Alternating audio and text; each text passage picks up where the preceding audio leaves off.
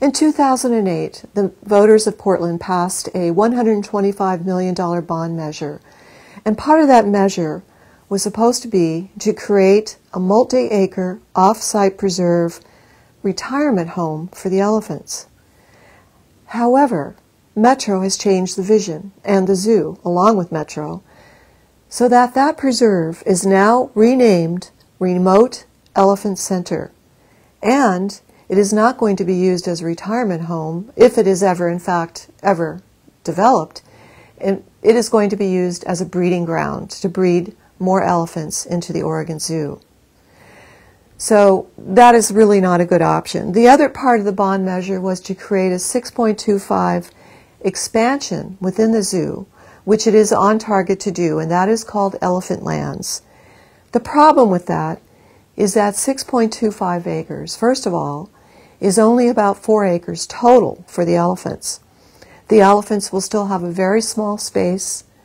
They will still be subjected to the zoonotic diseases that elephants and all animals get in zoos, from over-confined spaces, walking on hard ground, having very little stimulation for these very intelligent beings. So the bond measure promised something but did not deliver that. And in fact, it is spending the monies that originally we thought would go to a preserve for this on-site elephant lands, which is very inadequate and will not satisfy the needs of elephants, the world's largest land mammals. I think a lot of people don't realize what really goes on with breeding with elephants. They see cute baby elephants come out every few years, and that is a big highlight for the zoo, and there are a lot of visitors come to see that. But what they don't realize, what happens behind the scenes. How do those elephants actually produce new babies? And it's not a pretty picture. A lot of times there's pretty much forced insemination. A lot of the babies die. 25% of the elephants born at the Oregon Zoo have died. Several of the elephants have been moved to circuses. One of them was lost. They have no idea what happened to the elephant. And the ones that end up, by the way, in these circuses have very tragic lives. So I think it's very important for people to understand that when the zoo talks about conservation, matriarchal herds, and the benefits of breeding, they're not telling you the whole story. So I recommend that you dig deeper and examine for yourself what the truth is about breeding. Another thing a lot of people don't understand or don't recognize is that when elephants bob their head or pace or rock back and forth, what they're exhibiting is what's called stereotypical behavior. And it's endemic to elephants in zoos. You don't see that in the wild. And it comes from being confined in a small space for years and years on end. And a lot of them, especially the male elephants, are kept separate from the herd. So they're not only in a small space for years on end, but they're isolated. And it's similar to what happens to a human prisoner in solitary confinement. They end up going a little bit crazy too after a while. They pace and they exhibit these same kind of stereotypical behaviors. So an elephant is no different. And the zoo will tell you that this doesn't happen, or in one zoo in Canada, they put up a poster that said, these elephants are exhibiting bad habits. Well, it's not a bad habit. It's a sign of insanity. What you're seeing in this video is a massive turnout from citizens across Portland to show their support for freeing the Oregon Zoo's oldest elephant, Packy, and to create better and more humane conditions for the zoo's 8 elephants. Over 40 people signed up to testify and gave impassioned, articulate, and very knowledgeable testimony about the plight of the elephants at the Oregon Zoo. The second way our elephants are damaged and their welfare and survival is compromised is through the Oregon Zoo breeding program, which just breeds elephants into captivity and worse, abuse and even death as victims of other zoos and circuses. I might ask you to look in my testimony about Prince. He finally came from the Ringling Brothers and was so weak when he was delivered to Paws that he could take no more than 2 steps, I was told, up the hill. He has since recovered, and he's enjoying his pool immensely. Stoney, another of ours, was a beautiful bull elephant that ended in a Las Vegas casino and died a prolonged and agonizing death following a snapped hamstring from standing on his hind legs after hours of repetitive force training and after being put in a metal device for months in isolation, unable to move and with virtually no therapy, hygienic care, or treatment. For the Oregon Zoo to breed elephants for such purposes is utterly indefensible. Ban the Oregon Zoo from being in the elephant breeding trade business. The Oregon Zoo uses the bullhook, a sharp poker, a tool of a flawed elephant management method. Elephants are controlled by intimidation and fear of being harmed. Why is the Oregon Zoo not using the more enlightened, more humane, effective alternative that is available called protected contact management? The techniques are positive, construct enclosures to facilitate PCM, and I invite one of you to go to PAWS and see firsthand the recovery of elephants and the remarkable elephant management system. If one of you is willing to make that trip, I will personally pay for it. Thank you. Thank you. I'd like to say a big amen to all that's been said before. Packy has paid his dues and deserves a peaceful retirement. On a more general issue, I think you've made a good first step in the personnel department, but when you find or you search for a replacement, I urge you to look for someone who is dedicated to what should be the true mission of our zoo. And that does not include light shows or loud concerts, but the welfare of the animals. This council has the power, and I would say the duty, to make things right. I urge you to do so. Thank you.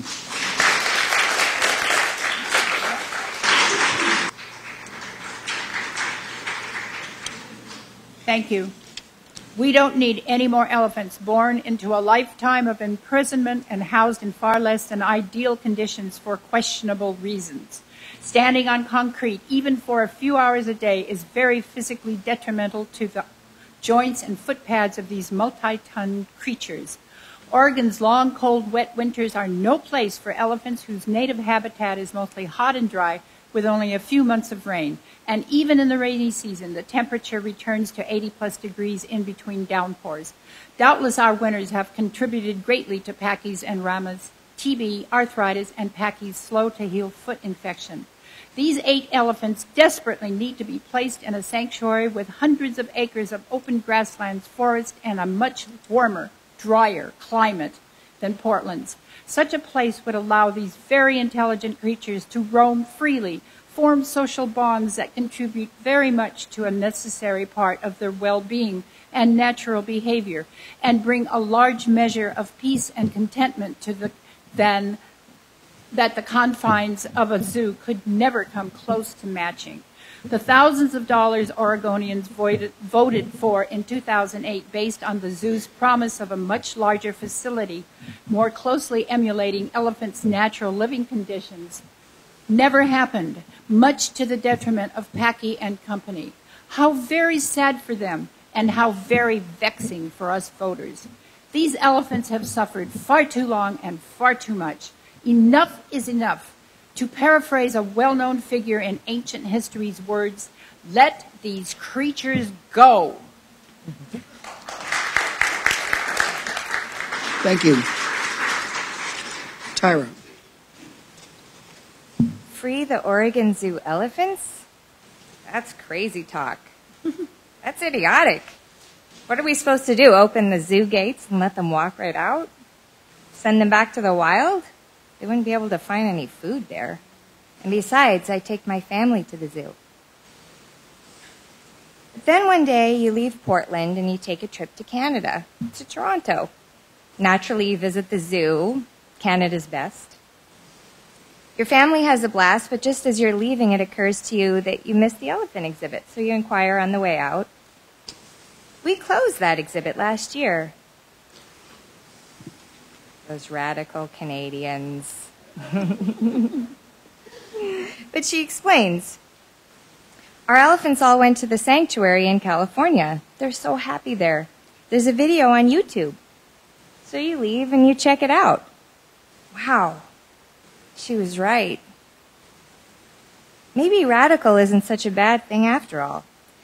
30 years ago, 2 guys imagined a circus without elephants. That was crazy talk too. They called it the Cirque du Soleil. By far the most successful circus ever created. Then one day you learn that it isn't only the Toronto Zoo that's figured it out.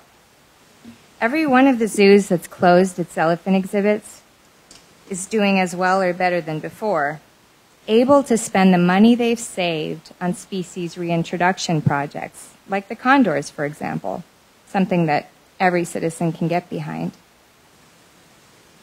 You realize that those Canadians aren't so radical after all. Somehow closing a zoo's elephant exhibit is becoming the norm. It isn't a race, but it might be shaping up to me. Don't let Portland come in last.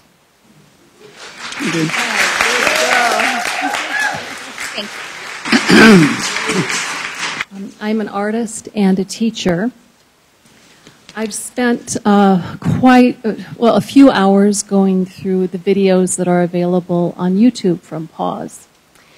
And it is absolutely heartwarming to watch elephants that have been in circuses or zoos confined all their lives just gradually make that transition. It takes a while. They're in shock when they first arrive after long travel. But it's beautiful to watch them step out. I've just watched elephants have their first swim in the pond, first swim in the lake, the first roll in the mud. Elephants love to play in the mud. The first time dusting with dust, foraging on a hill, foraging through trees, lying down to sleep on the hill, baking in the hot sun, which is so good for arthritis. So many zoos have released elephants, their senior and ailing elephants, to sanctuaries in past years. And I also have a similar list of zoos that have closed their elephant exhibits permanently. I won't repeat that list since it has been mentioned, except I will mention Detroit, which, according to Pause, is our nation's first major zoo to release its elephants solely for ethical reasons, and also following through to assist and support their elephants on location. So those vets and trainers from the zoo actually take part in the elephants' lives at Pause. I don't know if there are any trainers that have separation anxiety, but oh my gosh, okay. Just a joyful experience to watch this, and we can bring, I'm a teacher, we can bring kids into this. We can have kids share this joy as a part of an educational experience. Thank you. Elephant-free zoos, free Packy. Thank you for your time today and the good works that you have done in Portland in protecting and expanding green spaces, as well as forwarding conservation and environmental awareness amongst our citizens. However, today we're here to discuss where you have failed us, the constituents you have promised to serve and represent, for we have not been. In 2008, ballot measure 26-96 was presented to the voters, myself included, touted by the Oregon Zoo as a preserved Packy would retire to by 50. Here we are 6 years, and according to the Oregon Zoo Bond Oversight Committee report published February of this year on page 8, $39,700 later, we have witnessed exactly zero progress on what we were promised. In addition, the original ballot focused largely on improvements to animal welfare for the polar bears and primates and a new condor exhibit. To date, the only completed project is the new exhibit, while the elephants, primates, and polar bears continue to suffer. Now we are being made aware of the zoo's intentions to breed more elephants in the self-proclaimed simply inadequate facilities. This was nowhere in the approved ballot measure. Is this not precisely what the Oregon Zoo Bond Citizens Oversight Committee was designed to protect us from? It is my assertion the Oversight Committee is a far cry from the tough accountability provisions promised by the Oregon Zoo Foundation Board in the original ballot measure that I voted for. The committee chair is appointed by Metro Council President, which, given Mr. Hughes' previous employment by the Oregon Zoo, is a clear conflict of interest and completely inappropriate. With all due respect, Mr. Hughes should immediately recuse himself from any and all proceedings related to the zoo. Additionally, the Zoo Bond Program organization structure clearly depicts Metro citizens as the governing body. Therefore, the committee chair should be replaced by a representative elected by us, the Metro citizens. In short, Metro has failed to answer its most important stakeholders, the citizens who elected you. I do not ask, I demand that each of you make good on the promises you made to me in 2008. Stop breeding elephants, procure the off-site preserve you promised, and procure it now, or release the elephants to a sanctuary who can properly care for them. I beseech you, please, to do the right thing and retire Packy. He is sick, unhappy, and deserves to experience life outside of the concrete prison that you have held him in for all these years. Thank you for your time.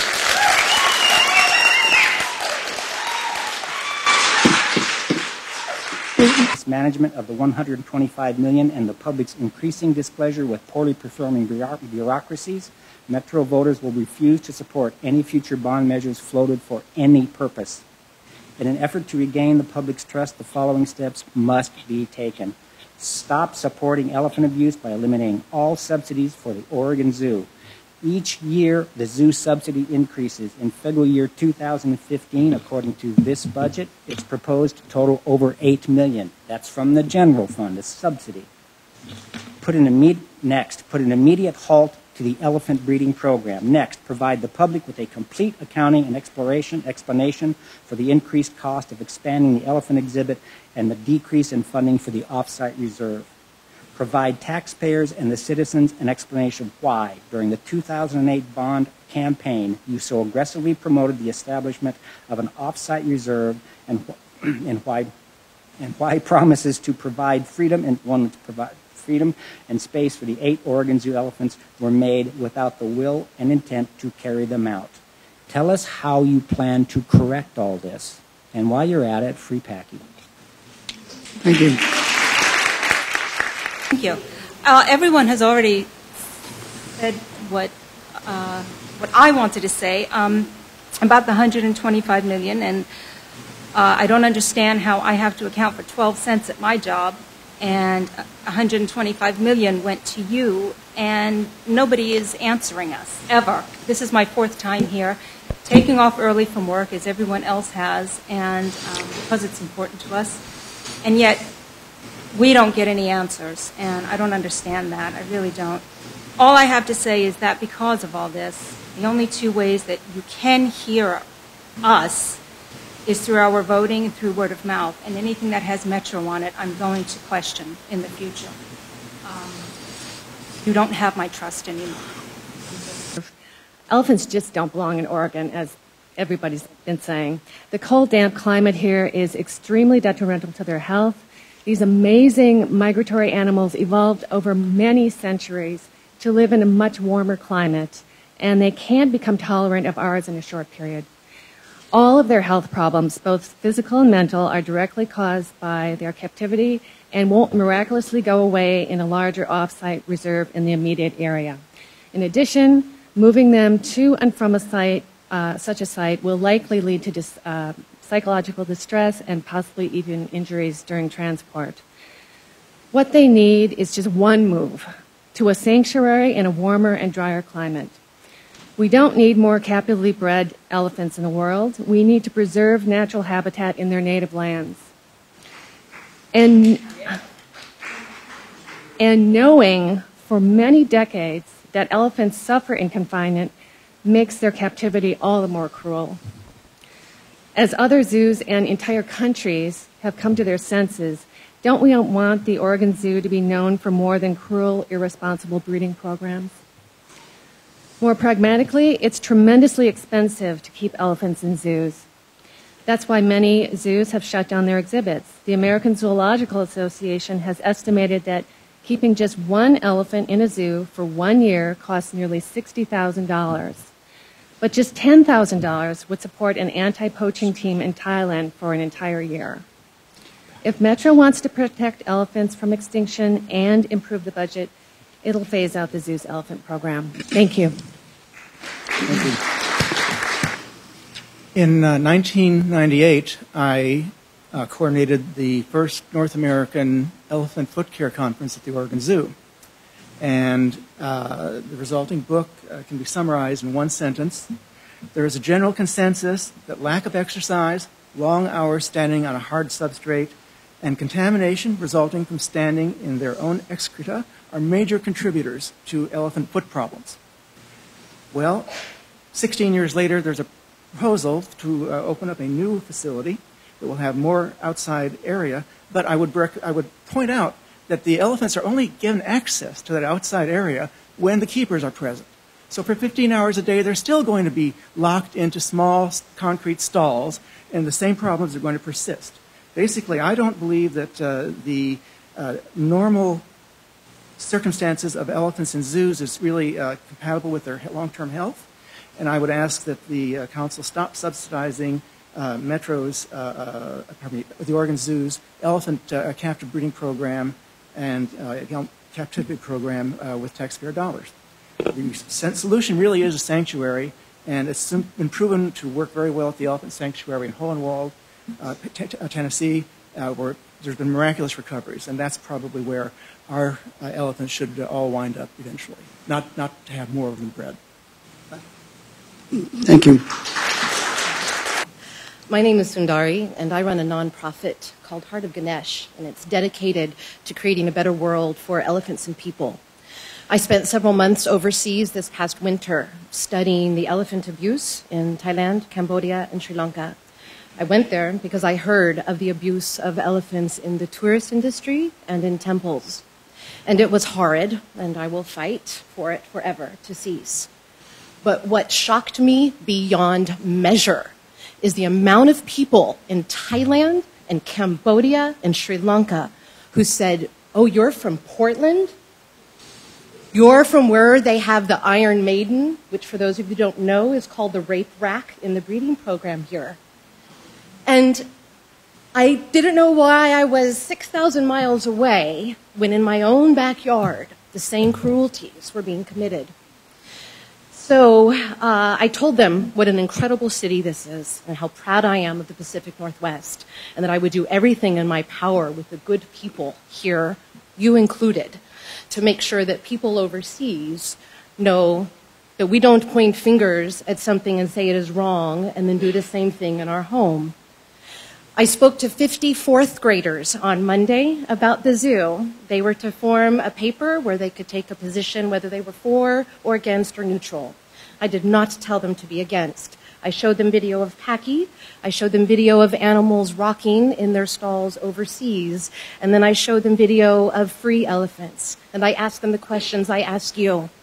Which elephant would you want to be? And if we are truly holding this zoo open to educate our children, I ask you what we are educating them.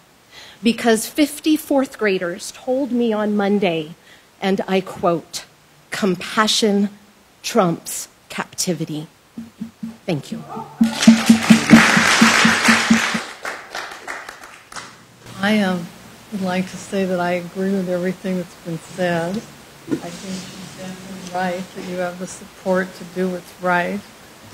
I, strangely enough, own a business called Elephants Delicatessen. It has nothing to do with the zoo elephants. I have felt for many years that the zoo should be closed. I think you should start by getting rid of the elephant herd and then close the rest of the zoo. We have no business holding animals to make money, and we have no business holding animals in hideous conditions. The zoo concerts, I was really surprised to hear someone bring that up, but I've thought the same thing for many years. Last fall, I had the luck to go to Africa and see elephants in the wild, and the difference is utterly incredible.